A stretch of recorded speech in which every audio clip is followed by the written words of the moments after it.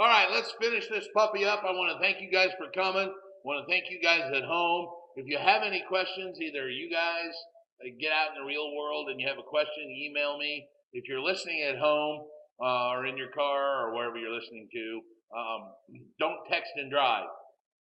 I used to text and drive and had to quit that because I kept spilling my beer. All right? You know what I mean? Yeah, you've been there. So in summary, contingency clauses are a great tool. All right.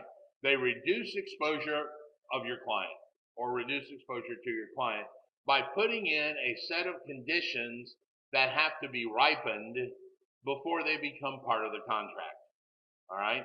They also allow your client an escape should one of the conditions be non-ripened.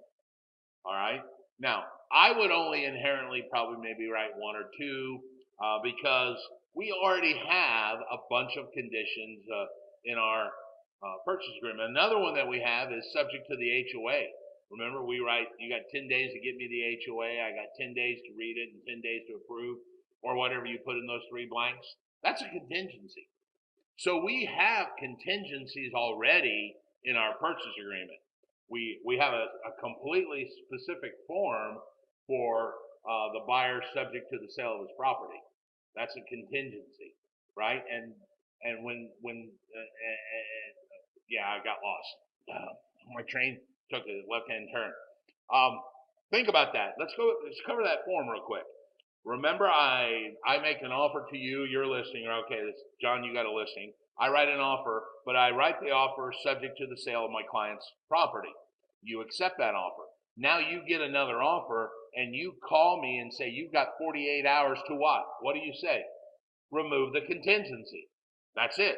Or satisfy it. Or we back out. If we back out, it's non-ripened. What happens? You give us the earnest money back, you go on to the next deal.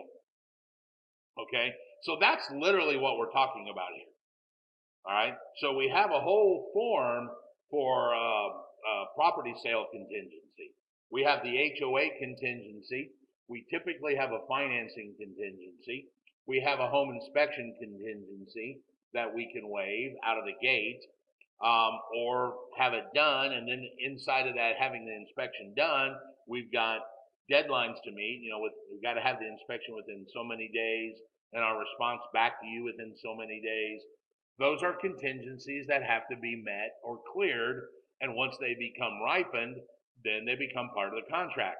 We have one that's self-removing that says if the seller doesn't respond to my buyer's inspection response, the seller has assumed to accept whatever I wrote. All right? You can write other contingencies in to further protect your client, specifically in special examples or situations like the one we talked about to start this whole conversation. The guy or the agent should have maybe said something to the guy about writing a contingency, not in the purchase agreement, contingent upon his wife giving a written approval within 48 hours after the acceptance of this offer. All right?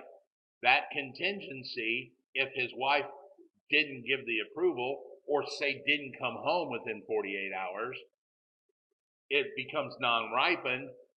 That purchase agreement comes void, and he's not held liable for a breach of contract. But the fact was he didn't write any of that in there.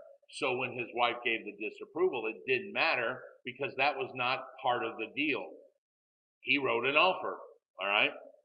The contracts or the contingencies should be well written and thought out. A well-written, thought-out contingency will give your client the most protection available. You got to have those 5 things in there. Most notably, a deadline, what the contingency is, and who is to act. You should also add the other 2 things that we talked about what happens about silence of the parties and what happens if it's not met. Okay? So if you write your contingency in 5 parts, then you will probably have a well thought out written contingency. All right? Any questions before we end it up here? No. Yeah, no, we talked about that. Remember? Are we texting? No. You can write a contingency, and I don't think the bar association is going to come after you saying you're practicing law. All right. If you use our purchase agreement, which you have to by law, by the way, um, in that further condition, I would write that one line or maybe two contingencies if you've got it. If you're getting 3 or 4 or 5 contingencies that you have to write in because of a situation that the IAR hasn't already taken into consideration, like inspection and HOA and property stuff, dude, you probably need to rethink your offer because you've got way too many limiting factors that have to be met. Subject to my guy turning 18 and his parents approving it and the dog singing the alphabet. There's a whole bunch of contingencies in there. And if you start getting too many, the other side's just going to say, hey, this offer is rejected. Any questions? I want to thank you for coming out. You do get 2 credit hours for this. You guys at home, 2 credit towards your CE. If you have any questions more about contingencies, feel free to give me a call. Actually, don't call me. Email me, text, I like. Calls are hard. Texting is okay. But email is the best because that allows me to answer it from my phone. What? Yeah, of course I answer calls from my phone. I just don't like to. That's why caller was ID. That's why caller ID was invented, right? That allows you to prioritize your friends. So as you're standing there talking to somebody and a caller ID comes up and says, Bob calling, and you hit ignore, that just means I like this guy better than I like Bob. But if you say if you tell that guy you're talking to, you're like, hey, hold on, I gotta take this call. That means whoever's calling you like them better than the one you're talking to. So that's all caller ID has done, is allowed us to prioritize our friends. Now that's supposed to be a joke. Obviously, some of you are looking at me, but literally that's what happens. So if you send me a text, I can still talk and text at the same time. It's called multitasking. And then usually what's going on is I'm holding my beer with the other hand and steering with my knee. That's typically how I operate. If there are any police officers listening to this, I'm just joking. All right? Any questions? Nope. Thank you very much for coming out. I'll talk to you later. Bye.